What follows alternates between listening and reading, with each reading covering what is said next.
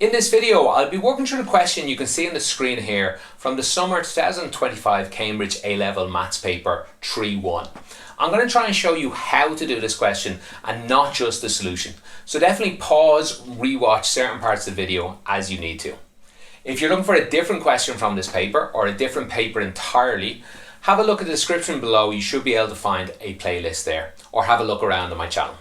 Okay, let's get into the maths. In question 9, they give us this integration, this equation with integral in it. And they then, out of nowhere seemingly, they ask us to show that A is equal all of this. I'm guessing a lot of students didn't know where to begin with this. They got thrown off by this equation over here. I've left it off to the side because that's what I want you to think of it. If this ever happens to you in the exam, I go, where did that come from? How do I do that?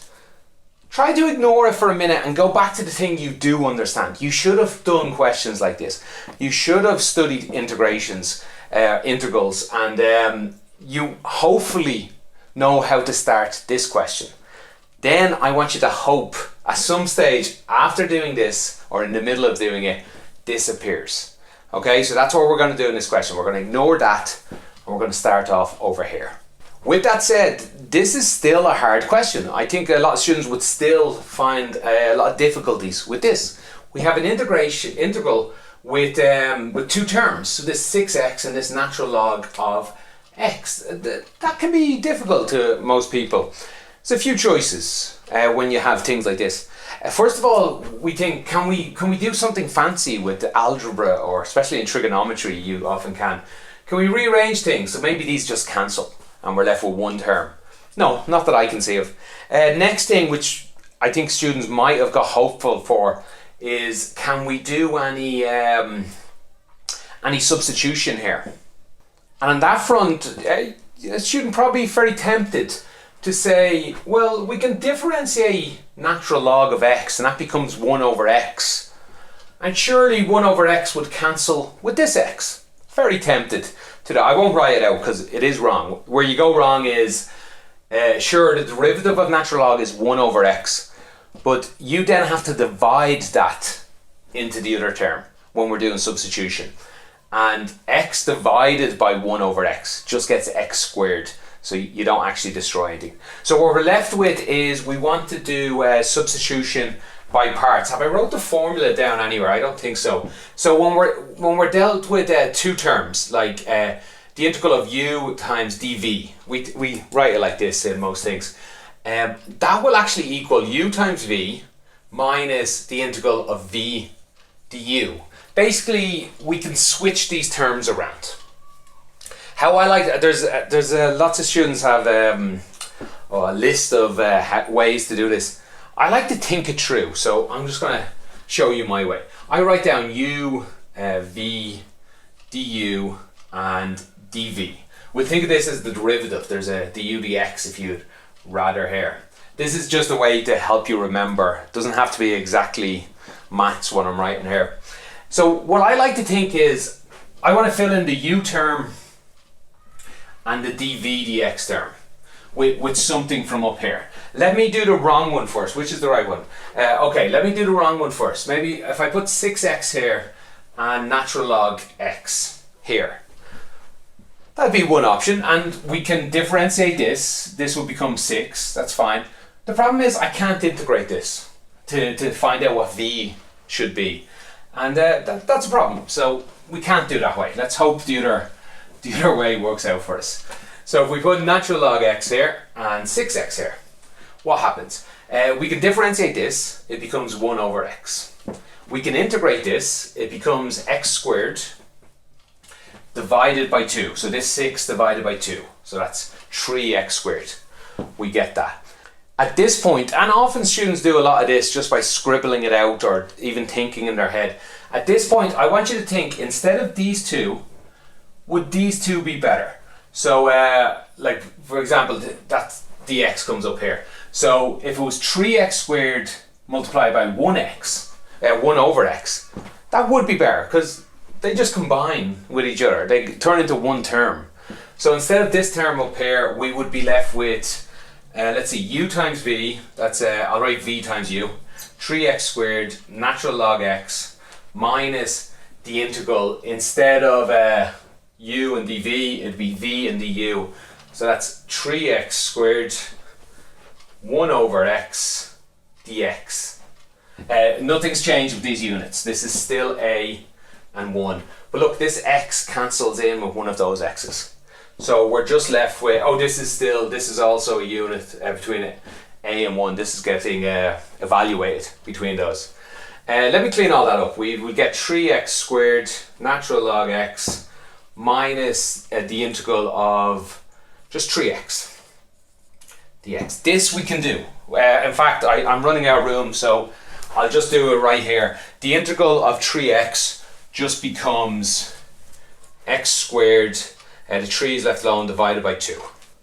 All of this is still evaluated between a and 1. Let me just go a bit backwards here to write the answer up here then. Apologies, that's very messy, but when I'm doing integration by parts, I take up loads of room because I just try out these ideas, so apologies, this isn't the most neat way to do it. It's the way I think of it though. Okay, we're filling a into this. We would get 3a squared natural log a minus 3 over 2 a squared. Then we take away this minus filling 1 in. That's 3 times 1, natural log 1, that's going to be 0. Minus, that's a plus 3 over 2, 1 squared. Okay, this all just goes to 0. That natural log of 1 is 0. So we're left with this term here, and remember they told us it equals 4. Okay, this is the point where you might stop and go, okay, has this helped me get to this? What I'll do is I'm going to rub everything off. I'm going to write this equation again. I'll take this bit out. This equals 4. In fact, we'll move this over. So what's that? 8 over 2 minus 3 becomes 5 over 2. I'll leave the 5 over 2 in. I'll write this again, and we'll show you how we can get from here to what they were looking for. The next step I don't think is all that obvious. How do we get from this to this? First thing I would suggest doing is taking the a squared and taking that term out. So we'd have a squared in two of these. That'd be 3 natural log a minus 3 over 2 is equal 5 over 2. The leap you want to take here that will help you solve this question. A lot of students might try and get a squared equals. So move that over, there'd be a big square root would appear. But what you want to think here is there's no square root in this. And in fact, there's actually an a squared inside this equation. So it's a different a. It's this a here we want to get on its own. And the other clue for that is, how would we get rid of natural log? We do that by having exponential appear. This is just e. Everything else is to the power of it. So we get rid of the natural log by an e. And that's where this appears from. So what I want you to, and I think students will be able to do it if they make this leap, get this term, this a here on its own. That's how this appears. So let's just go ahead and do that. We'll move the a squared over. We'll have 3 natural log a minus 3 over 2 is equal 5 over 2 a squared. Let's do some of this quickly. Minus 3 over 2 can come over to a plus 3 over 2 over here. We'll divide everyone by 3. Well, no, let's do that one more line. Dividing everyone by 3, we'll get 5 over 6 a squared plus 3 over 6. Yeah, I'll leave that because it probably helps. No, I won't actually, because a lot of students won't have had that and they might be confused by the next bit. But it would have helped to leave that there, by the way. Okay, let's get the exponential of both sides. That gets a is equal, you could write e to the, I'll write e to the power first, but this is the same as writing exponential. 5 over 6 a squared plus 1 over 2. That's not identical to this. So what makes it different? First of all, let's change the e. That's not important. You wouldn't lose marks for that. You might lose marks for not finding where this 1 over 6 comes from. It can come out this term and it would leave 5 over a squared. Exactly what they have here. But it can also come out of 1 over 2. It comes out of it 3 times. How many times does 1 over 6 go into a half? 3 times. And I think it was more obvious when I had 3 over 6 there. Let's see, just close the brackets and boom, we're finished. That's how you do question 9 part A. If you are finding my videos useful and would like to help the channel out, on top of liking and subscribing, probably the best thing you could do is to tell other people doing the exam about my channel. Maybe you could share this video in a class WhatsApp group. Then if you feel I've really deserved it and you would like to buy me a coffee, you could become a member on YouTube or on Patreon. You should find links to that in the description below. This question has a part B and a part C, but part A was very difficult. I think a lot of students might have failed to do part A. I want you to remember that even if you fail to do part A, you can do B and C. They gave you everything you need here to do B and C. That's a very common thing to do. They don't ask you to find this, they ask you to verify it. And that's because they wanted you to have this. Okay, so in part B they ask you to verify that A is between 2 and 2.1. We do that just by putting a 2 in for A here. So I'll just put it, I'll just do that here. This is the exponential of 1 over 6, 5 over, if I put 2 in, 2 squared is 4, plus 3. And you can put all this into a calculator, or you could do a bit of it in your head. This is 12 over 4, 17 over 4, 17 over 4 times 6 is 24. You need to put that into a calculator. And I get 2.0306.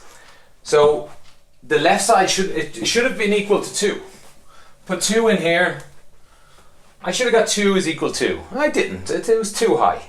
Okay, let's try it again. We'll put 2 equals the exponential of 1 over 6, 5 over 2.1 squared plus 3. Put all that into a calculator and you will get, let me do it here, you'll get 1.9916. That's enough to show that it lies between. You might want to add in some line that 2 was less than 2.03 when you put 2 in. In this case, 2 was bigger than 1 point this. So what we're really saying is when we tested one thing, so we have, we can think of this as 2 lines intersecting. This is a diagonal y equals x, or a, and this is something else.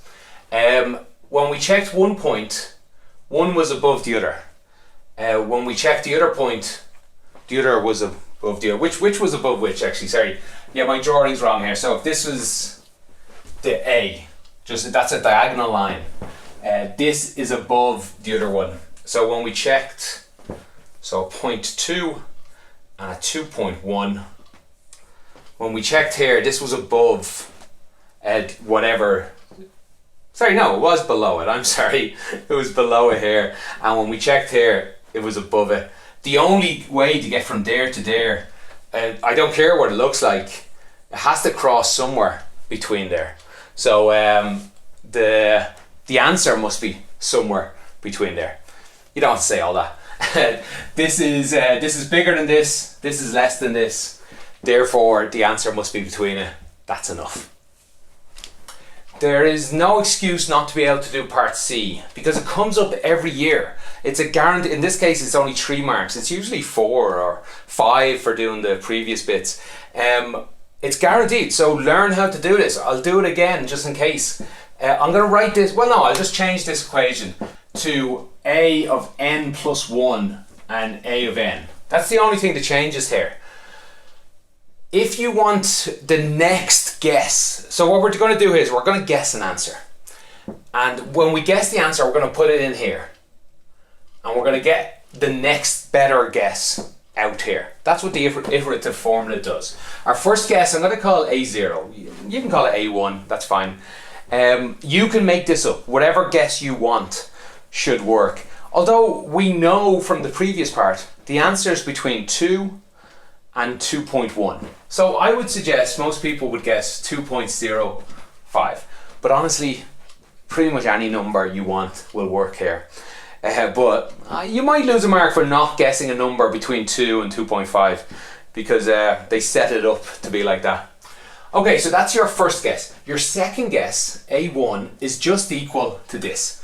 The exponential of 1 over 6, 5 over A0 in this case. Your previous guess, plus 3.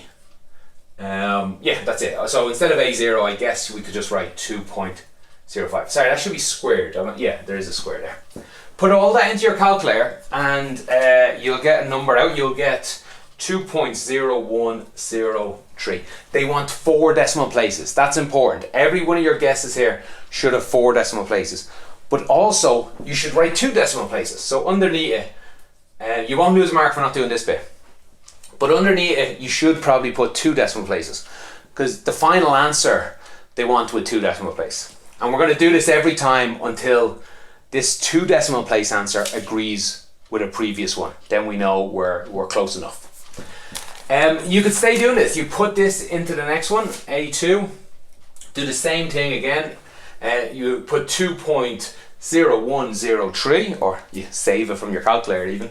Put it in, get your next guess, get your next guess, get your next guess. I think you have to do it 4, maybe 5 times. Do I have a... Yeah, you have to do it out 4 total times. So not too bad. The exam will always work out to be, I'd say, between 3 and 5 times. Although there is a nice way to put this into your calculator. Learn how to use your calculator. I think I can explain it on the board, but every calculator is different, unfortunately. So what I do is I put in 2.05 into my calculator, I press equals, and what that does is this saves this as the previous answer. Then on my calculator, I put this whole equation in. I'm really careful. I put in exponential, I open a bracket up. I open extra brackets. I put 1 over 6 probably in its own little bracket.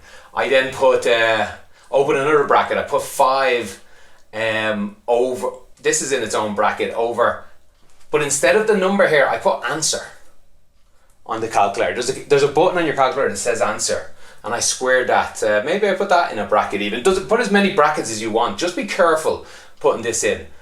Close another bracket. Close another bracket? Yeah, I think that's enough brackets. If you put all that into your calculator, the calculator remembers the previous answer to be 2.05. When you press equals, you'll get this number out. But here's the magic. Your calculator now remembers this as your previous answer. And it remembers this as the current equation in it. So if you press equals one more time, you'll get the next one out, which is 2.0263. 2 decimal places is 2.03. They don't agree, so we have to stay going. All you have to do is press equals on your calculator again, if you do it that way. You don't have to. So if you do it a long way or short way, you should get 2.01197. 2 decimal places, that's 02. They don't agree, so you have to stay going. A4 is equal 2.0224. They want to see 4 decimal places to know you're doing it right. To 2 decimal places, that's 2.02. They agree. So this is close enough as an answer. 2.02 is a good enough answer for them.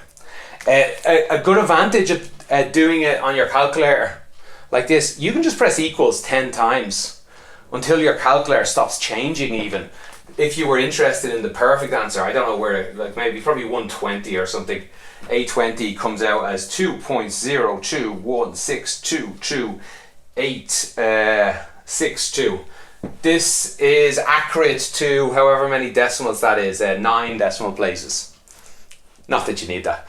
Okay, that's it for question 9. If you have any follow-up questions, that was probably the hardest question in the whole paper. So if you have any follow-up questions or you've seen any mistake I made, let me know in the comments. I'll do my best to get back to you. Do me a favour and tell me where in the question you're talking about, because it's a pretty long question. Thanks for watching. Have a great day.